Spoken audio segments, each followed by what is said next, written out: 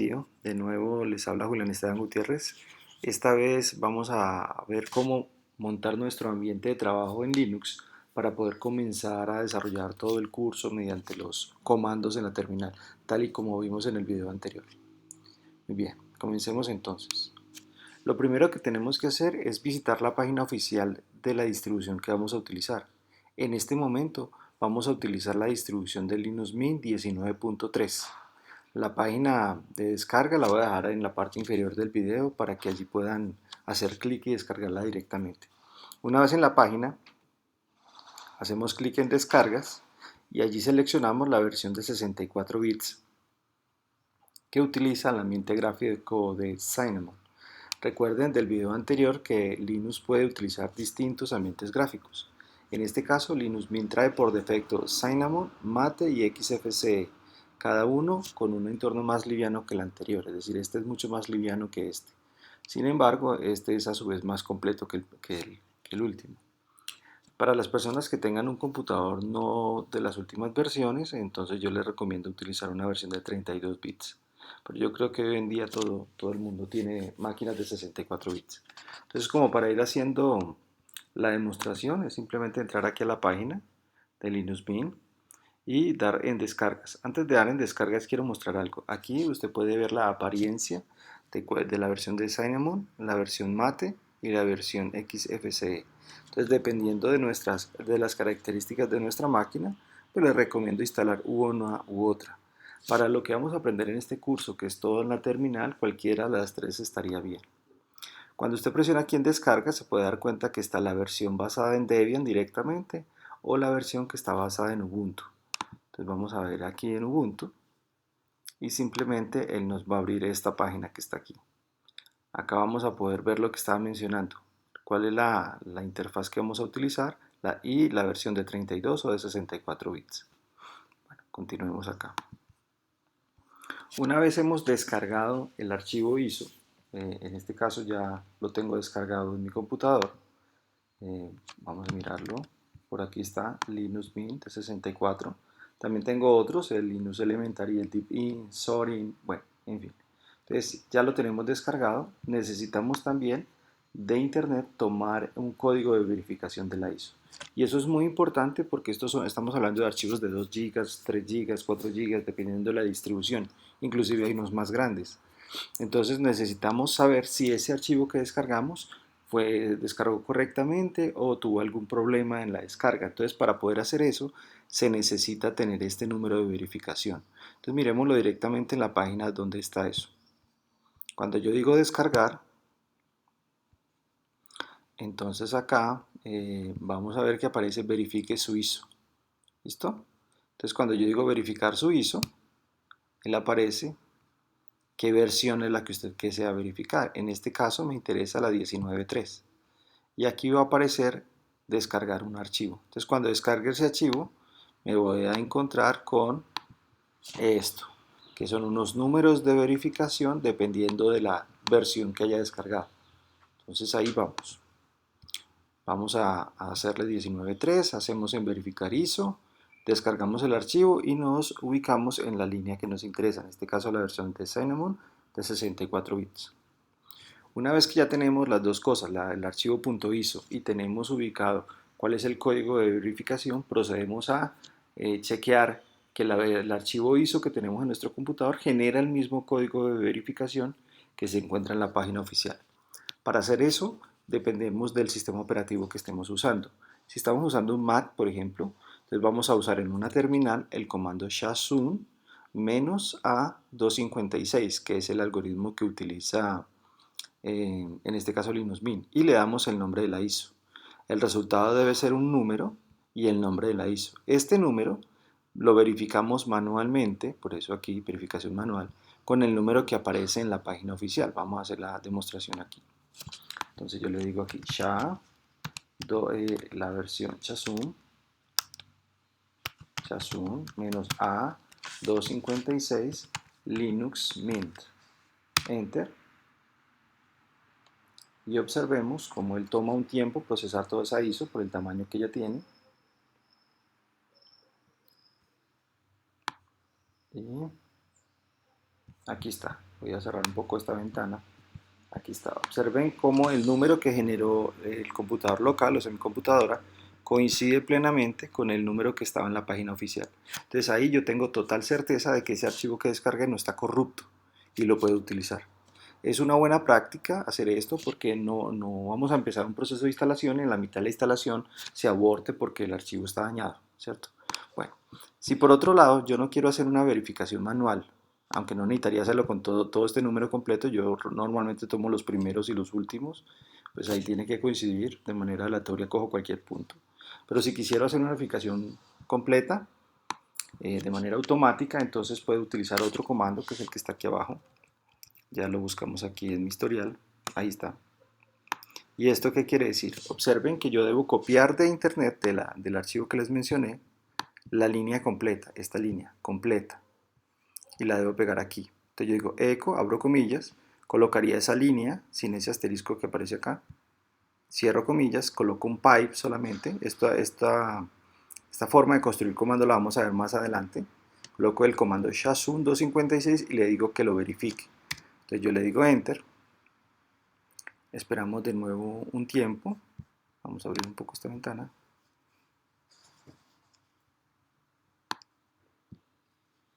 Y efectivamente me dice que sí, que está bien, y yo no tuve que hacer esa verificación manual.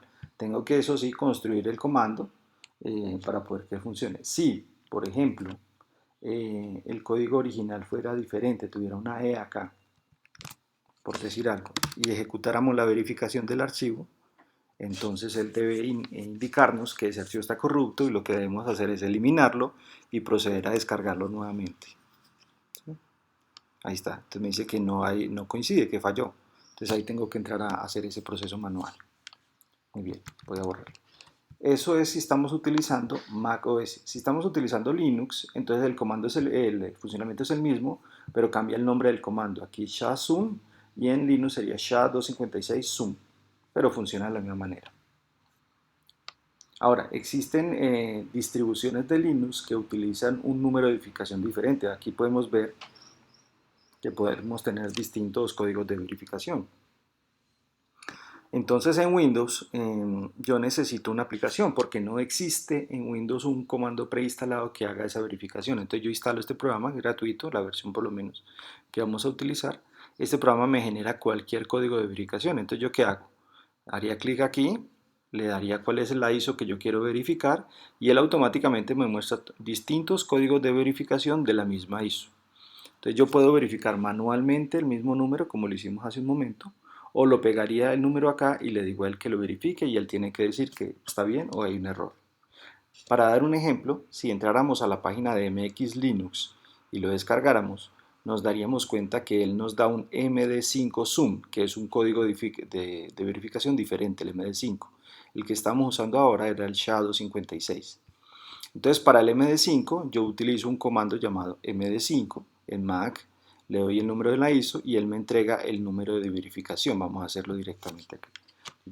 Como de nuevo aquí tenemos descargado ya MX, entonces yo le digo MD5 y le digo la mx.iso, enter.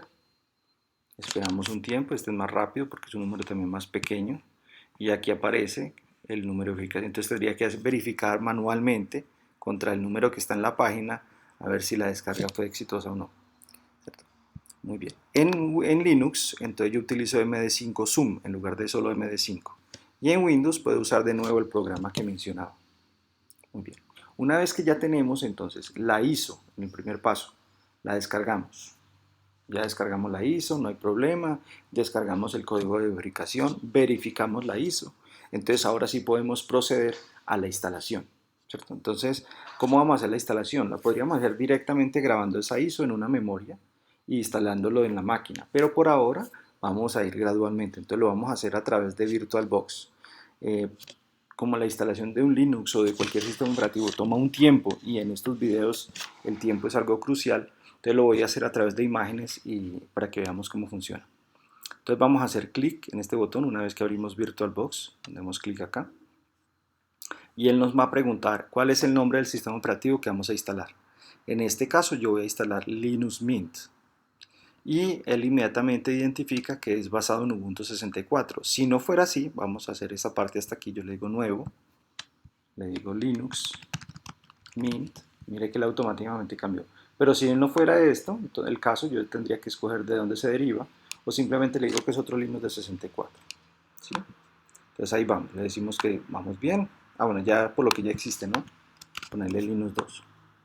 Acá nos va a preguntar, que es la parte que está en este lado, cuánta memoria de nuestro sistema le vamos a asignar a esa máquina virtual. En este caso yo estoy diciendo que le dé 4096 megas, es decir, 4 gigas de memoria RAM para esa máquina.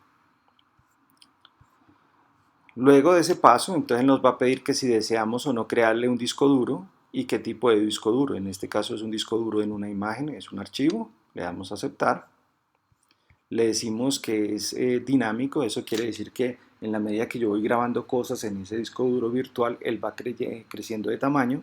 Si le digo que es fijo, él reserva en nuestro disco duro de una vez los 20 gigas. Aquí le vamos a decir que es 20 gigas. Entonces están las dos opciones. Yo sugiero hacerlo dinámico y dejar que él crezca hasta 20 gigas y no fijo para que él de una vez se gaste los 20 gigas, ¿cierto? Entonces vamos a ver. Aquí en VirtualBox le digo 4096. Siguiente.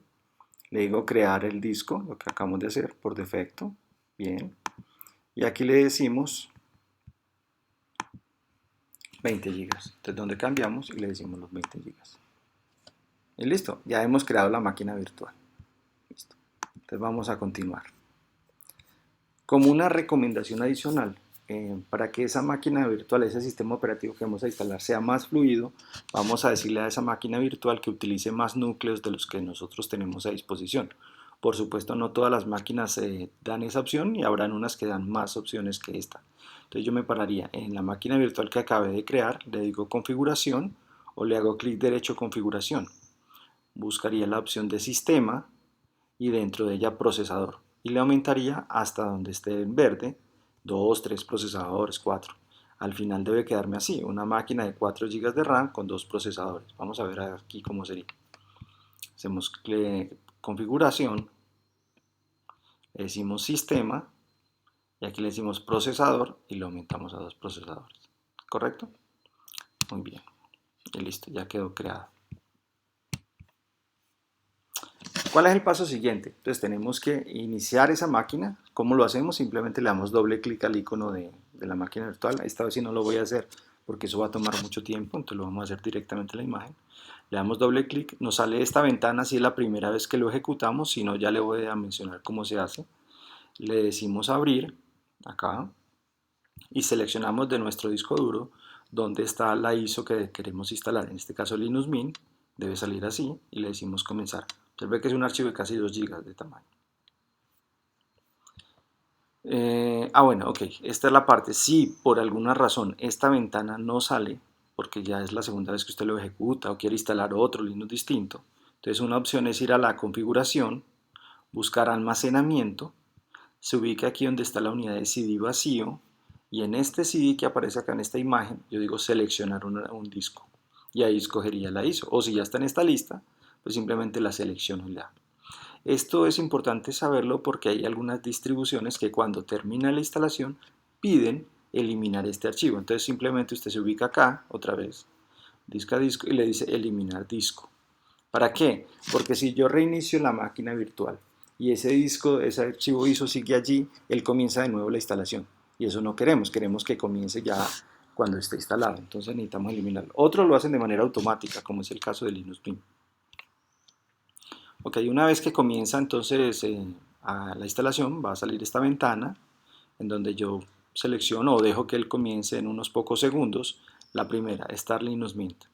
Sale un logo de presentación de Linux Mint. Listo. Y él comienza en una versión light. Esta no es la versión ya instalada en nuestra máquina virtual, es una versión que podemos probar sin necesidad de instalar. Una recomendación a la hora de instalar es que primero configure la resolución de la pantalla. Entonces vamos aquí al logo de Linux Mint, escribimos Display, le damos Display, que es este simbolito, y aquí escogemos la resolución más apropiada según nuestro monitor. ¿Listo? Porque si no lo hacemos así, él está por defecto en 800 por 600 y hay algunas opciones del menú que no son fáciles de ver. Entonces es una buena práctica hacer eso. Una vez que ya la tenemos a una resolución, en este caso yo lo dejé a 1280 por 768, vamos a venir aquí a estos iconos y buscamos la opción instalar Linux Mint. Entonces le hacemos clic ahí. La primera cosa que nos pregunta es en qué idioma deseamos instalar el sistema operativo. Entonces aquí podríamos dejarlo en inglés si quisiéramos, o en español, o en cualquier otro idioma de nuestra preferencia. Entonces en este ejemplo lo voy a dejar en español, le damos clic allí, le hacemos continuar. Y ahora nos pregunta cuál es la distribución de nuestro teclado. Entonces ojo con eso, yo puedo querer un sistema operativo en inglés, pero tener un teclado en español, o querer un sistema operativo, qué sé yo, en francés y tener un teclado latinoamericano. Entonces es una cosa muy diferente. El primer paso fue seleccionar en qué idioma queremos el sistema, español. El segundo paso es seleccionar el idioma de nuestro teclado. Entonces, ¿cómo diferenciar? Yo tengo un teclado con ñ, entonces, ¿qué español estamos hablando? ¿Latinoamericano o español? Entonces, aquí es donde nos tenemos que fijar. Si en esta tecla tenemos este pipe, que es este palito que está aquí, hablamos de un teclado latinoamericano. Si lo que tenemos en esta tecla es una A y una O pequeñitas, entonces hablamos de español, ¿cierto? No, en realidad no es una O ni una A pequeñitas, pero para que me entiendan, es esa opción. Muy bien. El siguiente paso, una vez que hemos seleccionado el teclado adecuadamente, es decidir si deseamos o no que se instale software de terceros. Esto se refiere a driver, a cosas de MP3, flash, compatibilidad gráfica con NVIDIA, bueno, en fin. De preferencia yo lo selecciono, pero pues habrán personas que por su filosofía del software libre decidirán no instalar esto. Entonces yo prefiero dejarlo que sí, para que lo instale. Luego él nos hace la pregunta de, bueno, ese disco duro que usted me creó virtual de 20 gigas, ¿qué hago con él? Entonces una primera opción, que es la que recomiendo, es decirle que lo borre, es un disco que acabamos de crear, no tiene nada, y se instale totalmente allí. Pero podríamos venir aquí a opciones más avanzadas para crear un juego de particiones y poder instalar en la misma máquina virtual varios sistemas operativos. Pero eso es una práctica un poco más avanzada para este momento. Entonces por ahora dejémoslo en borrar todo el disco e instalar. Él nos confirma que si vamos a hacer eso, le decimos que sí. Luego nos pregunta en la zona horaria en qué país estamos, entonces le vamos a hacer clic aquí y sale Bogotá para que él coja la hora automáticamente. De ahí nos pide la información del primer usuario, cuál es el nombre de nosotros, el nombre que le queremos a la máquina, el nombre de usuario o login que se llama de nuestro usuario, en este caso Jugutier, que es el nombre que siempre utilizo, y una clave, ojalá segura, con referencia para ese usuario, ¿cierto? Esa clave segura de tener símbolos, letras mayúsculas, minúsculas, números. Bueno, igual esto es solo un ejemplo, podríamos poner 1, 2, 3, 4, 5 simplemente, pero la ideal es utilizar una clave segura. Una vez hacemos clic, hay que esperar. Y mientras hacemos ese proceso de espera, pues él nos va mostrando distintas pantallas en donde nos habla de cuál es el software de navegación, de que puede usar Netflix, YouTube, Spotify, que puede utilizar software de video como VLC, que es muy conocido, puede hacer edición de imágenes con GIMP, ¿cierto? Un poquito de trabajo con imágenes vectoriales, bueno, y trabajo con fotografías, y así sucesivamente nos sigue mostrando que puede usar Skype, WhatsApp, bueno, en fin, la versión online. Acá nos habla del paquete de ofimática que él trae. Entonces él dice que trae por defecto LibreOffice. Habrá personas que no les gusta LibreOffice y podrán instalar seguramente WPS, que es un Office propietario que hay, también muy bueno a nivel de funcionalidad y gráfico, pero el LibreOffice estaría bien para la parte funcional. Entonces está muy bien. Los que les gustan los juegos, entonces podrán tener acá Steam, podrá Minecraft, bueno, Dropbox, la parte de Blender, ¿sí? Podemos también instalar cuando esté en una máquina real VirtualBox o Allwine, que es una aplicación que me permite ejecutar programas de Windows directamente en Linux. Bueno, y así empieza a mostrar distintas páginas durante un buen tiempo. Una vez que ya está instalado, entonces sale este mensaje en donde dice que la instalación ha terminado y que puede continuar probando Linux ahora, ¿cierto? Entonces ahí donde yo le digo que algunos sistemas piden que usted vaya allá y elimine la ISO para poder decir reiniciar, y en este simplemente le dice reiniciar y él lo hace automáticamente. Cuando reinicia esa máquina virtual, entonces toma un tiempo y luego sale su nombre, el nombre que colocó en el proceso de instalación, le colocaría su clave y sale una ventana de bienvenida. Aquí, ¿qué debería ser? Debería ser lo mismo que le pedí que hiciera al momento de instalación, ajustar la resolución. Recuerde que el ajuste de la resolución lo hicimos para el proceso de instalación, pero ahora ya está instalado, necesitamos hacer el ajuste nuevamente. Entonces vamos a hacer clic acá y podemos buscar, como lo dejamos en español y no en inglés, visualización. Vea que el icono es el mismo, pero la palabra cambió porque le dijimos en español, ¿cierto? O puede ser preferencias, visualización, y ahí lo ajustamos. ¿Dónde vamos a desarrollar todo el curso? En la terminal, que es ese icono que aparece en la parte inferior. Le hacemos clic y va a aparecer esta ventanita, que es la terminal en donde vamos a trabajar. Yo le sugiero ampliar un poco el tamaño de la terminal si está muy pequeña. Aquí en ver puede hacerlo o presionando Command más o depende del control más, depende del sistema que esté usando. Y es justamente aquí en donde comenzaríamos los siguientes videos para trabajar los comandos. Entonces permítanme mostrarles aquí cómo sería aquí el video. Aquí está. Entonces esta sería el Linux que yo voy a trabajar y esta es la interfaz donde vamos a trabajar, ls. Bueno, son los comandos que vamos a comenzar a ver a partir del próximo video. Bueno, muchas gracias por su atención, que tengan un feliz día.